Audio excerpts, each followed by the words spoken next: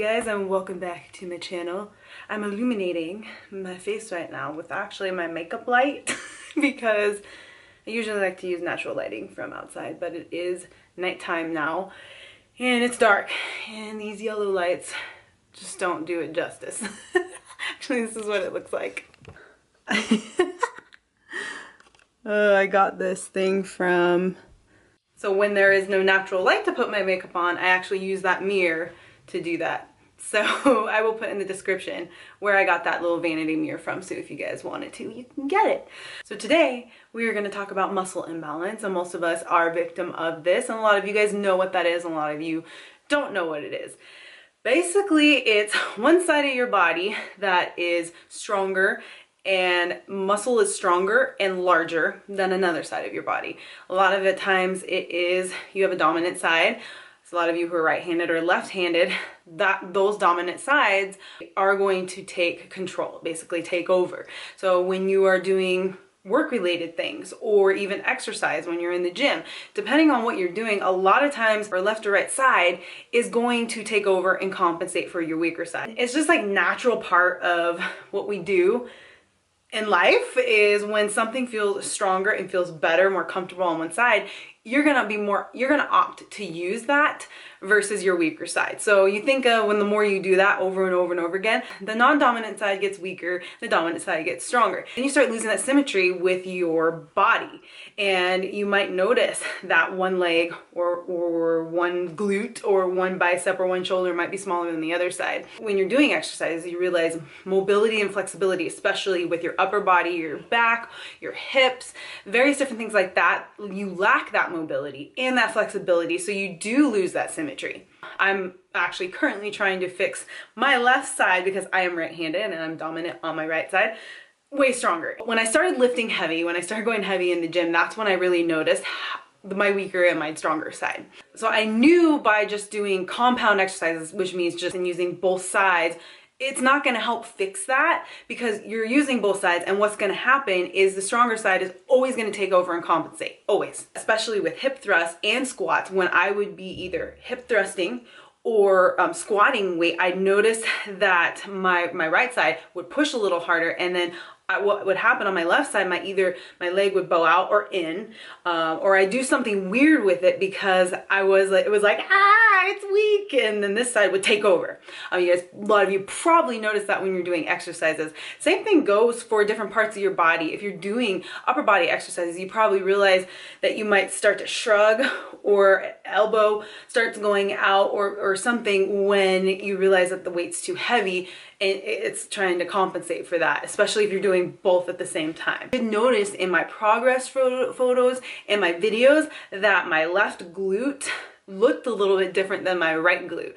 So I want to fix this, and we all want to fix that. So this video is just going to be explaining to you how to fix that. I didn't record upper body because this whole video turned into, it went from just doing some exercises for Instagram, and then it went into this whole thing because I was like, oh my god, I want to help you guys out, I want to explain this to you guys. So I only recorded for lower body for this video, but I will record more for the future for you guys. Probably once you take this information, you see the exercises that I'm doing, it'll give you an idea of what to do when you do go to try to do specific body parts, improve that muscle. Thing you want to start with is unilateral exercises. What that means is single exercise, isolated. Much different variations to do these exercises, and there's like so many to choose from, but I suggest just sticking with the very basic, the most broad exercises. So doing unilateral exercises, so you just want to pick a single side. It doesn't have to be long drawn out hour, 2-hour sessions. Just pick a couple days a week where you focus just on these exercises, and then you perform all your other exercises normal throughout the week so that you keep that good balance.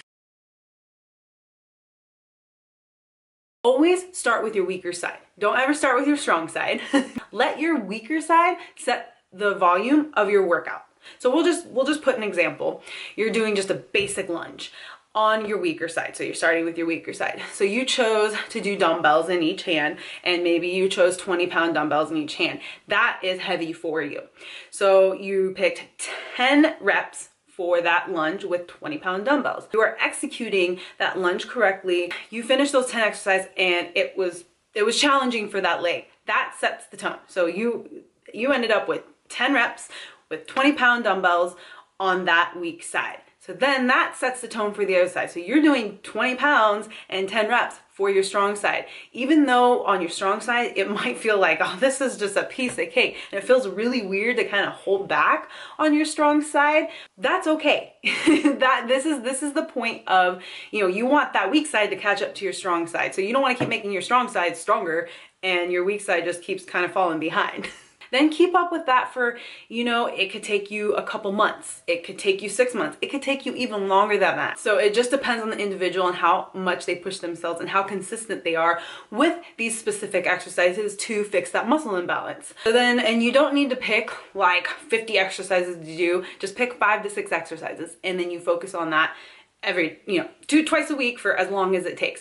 But think of it this way. If you are pushing yourself to failure, especially on that weaker side, every time you do it, you are going to progress quicker. But if you kind of hold back a little bit and not push yourself as hard as you could, and we always kind of like stop before we get to that max. We never go beyond so-called limitations we put in our head. You're never going to progress. But those people who are consistent and push themselves to failure each time are going to progress so much quicker. So you might need to do extra days or extra work on that weaker side just to catch it up. So this is where it gets kind of like, a science in a way. So, I can't say this is going to work for you and you and you and you, and this one way is going to work for everybody. This is where you're going to have to kind of play around and get to know your body, get to know, what your strengths are, what your weaknesses are, what you're capable of doing, and base it off that. You can't copy the next person because everybody's different. We are all very unique and different in our own way. Focus on your own work that you need to do for you and take it step by step from there. I know I've talked about this multiple times before, is stretching and mobility work, and I do have quite a few videos on the warm-ups and the stretches and the mobility stuff that I've done personally for myself. And you're gonna want to get into that. So spending 2 to 3 times a week doing that, picking just days where you only focus on that. Or doing some stuff after a workout or before a workout. I highly recommend. It's very important to warm up a little bit beforehand, but mobility and flexibility, especially in ankles, in your hips, and your shoulders. Those are like really, really important areas to be mobile and flexible because everything we do in exercises require some movement that requires these to be mobile and flexible. So you don't have to get super, super crazy with these mobility exercises or flexibility stuff. Again, it's just simple stuff, and if you're consistent with it over a period of time, your body's gonna progress in those areas. You're gonna start being more flexible in your hips and your hip flexors, in your ankles and shoulders. People are very limited with squat depth, even performing a squat correctly, because they lack mobility, lack the flexibility in their hips and ankles. Ankles are a huge thing. So a lot of times when you're going to squat down, the way a squat form, correct squat form requires that flexibility, the mobility in your ankles, in your hips. And I know that for my own self, and I learned that real quick, and I am still trying to fix things about my own self to make sure that I'm performing it properly. I know I really suffered from that butt wink that you guys all hear about, and basically what it is when you're squatting down, instead of having that nice arch in your back, pushing outward and your butt tucks in. So that's what they call the butt wink. So I suffered from that really, really bad, and it's taken me quite a few years to get to where I'm at now, but that was because that was from wrong way of training, wrong way of squatting, bad form for a long time. So this was like at the beginning of my whole fitness thing years ago. And then of course working in a dental office for about 11 years, where I was actually hunched over a patient for like 11 years. So that was a repetitive thing. Suffered from tendonitis in my wrist from assisting and passing instruments and stuff. So I had really bad, the way my spine curved out. Squatting was really, really hard for me. So for a while I avoided it because I was like, it hurts, it doesn't feel good, and I wasn't doing it correctly, and people were telling me that, and then it scared me. So a lot of you might relate with this, that when you fear something, or if you're not doing it correctly, you just give up on it, and I did. So if I had started then, I might be way more progressed now, but I'm working on it now. But it takes time to kind of retrain and program your body's form. For those of us who do work a desk job or a physical job, something where we're constantly in a position for a really long time, you know, sitting at a desk where you're hunched over, or you're bad posture, or you're sitting over to one side and kind of like this all the time. If you sleep on one side for the same way all the time, when you're driving, if you're hunched over to one side or the other way too much, you know, repetitively, working at a job that if you're using one side of your body, pushing, pulling more than the other, that all those things cause muscle imbalances and cause bad posture, cause different things to be out of balance. All these things can be corrected if you are correcting them and being consistent with them, just like you are in your daily life, to cause that imbalance. It sounds like a lot to do, and it could be very overwhelming, because it's like, oh my gosh, there are all these things I have to do, I just don't have enough time, or this or that. It's not like that, and it doesn't have to be like that. It's just structuring a plan. So let's say you do train 5 days a week. You can pick, you know, maybe 2 days out of the week where you focus on mobility work and flexibility, and you add in your unilateral exercises, and you combine those in together. Then your 2 or 3 other days, you're maybe doing cardio, or you're maybe doing an upper and lower body exercise workout, or you're doing lower body and upper body, and you can structure it that way. It's just structuring a plan to your schedule and to what works for you and fitting it in there. And the key is not training for 2 or 3 hours, you guys. Trying to leave it within an hour. A good starting rep range would be 10 to 12 reps and sticking between 2 or 3 sets. The key is really challenging yourself in that 10 to 12 reps. And that's where the weight comes in. Is not challenging enough for 10 to 12 reps, go up and wait. And then make it challenging. Push yourself to failure. So the key is with all of this stuff too is if you have that balance, you're not overtraining, and you're working on all these little things, you are gonna progress. And when you fix these imbalances, it's just gonna make your overall physique that much better, your performance in your workouts that much better. When you go to conventional squats and deadlifts, it's gonna be 100 times better, and you're gonna even be able to progress even further in your deadlifts and your squats and your hip thrusts, and maybe even, you know, military presses or Arnold presses, or, you know, chest presses, whatever it is that you're going for, you're going to progress, and it's going to jump you forward even more. Maybe you're stuck right now, and it could be because you might have a muscle imbalance, or you're not pushing yourself hard enough. The big question: how do you know what weight to start with? I can't sit here and tell you, oh, you should start with 30-pound dumbbells, because that's what I use.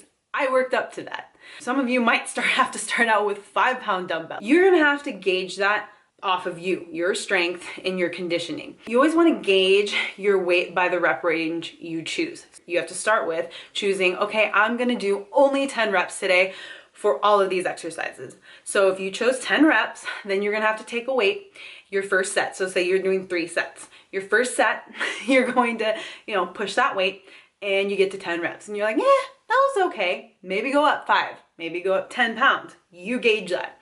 So say you went up 5 pounds. You push that weight again, and you're like, okay, that was a little bit harder, but that didn't cause me to go to failure by that 10th rep. And then you get to your third set, and then you went up 5 more pounds. So that's 10 more pounds than what you started with.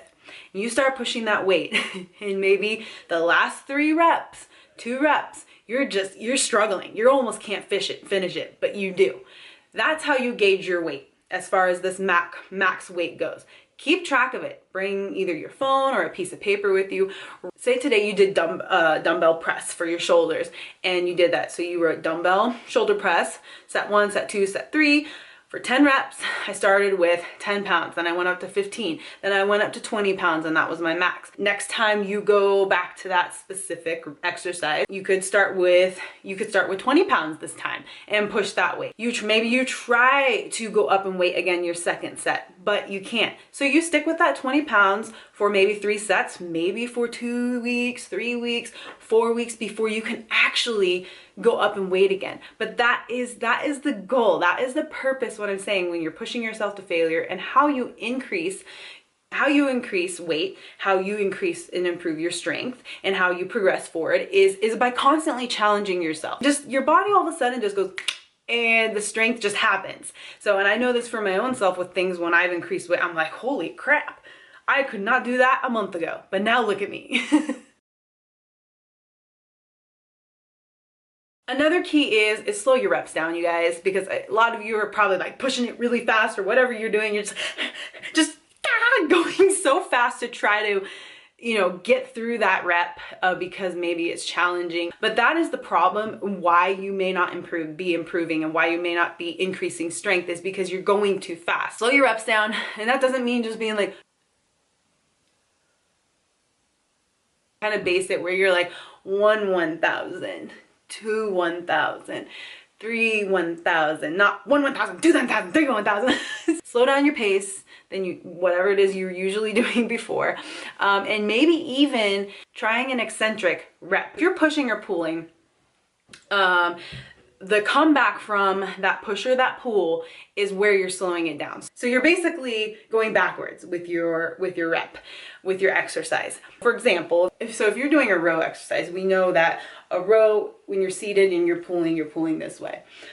So what happens is, instead of your normal pull motion, you're gonna pull and you're gonna start here. And it's gonna be 1,000, 2 1,000, 3 1,000, 4. Come back, reset. That is eccentric. Same thing goes for, like, if you're doing pull-ups. Your pull-ups, you're going this way.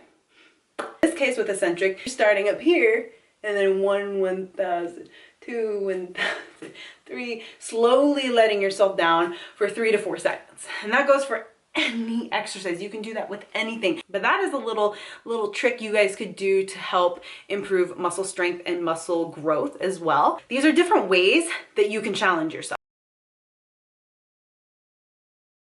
But you won't know until you try. So basically all that sums it up for how to improve muscle imbalances, which will help your overall physique and help you overall performance, strength, everything, and it'll help you be more successful and achieve the things you want to achieve further down the road. I get that a lot, where a lot of you are really weak with your lunges, really weak with squats, really weak with deadlifts, various different things. So these little things might help you to build that strength and to take that next step in progress. So hopefully this helped you guys, and now we will get into the exercises for improving the lower body symmetry.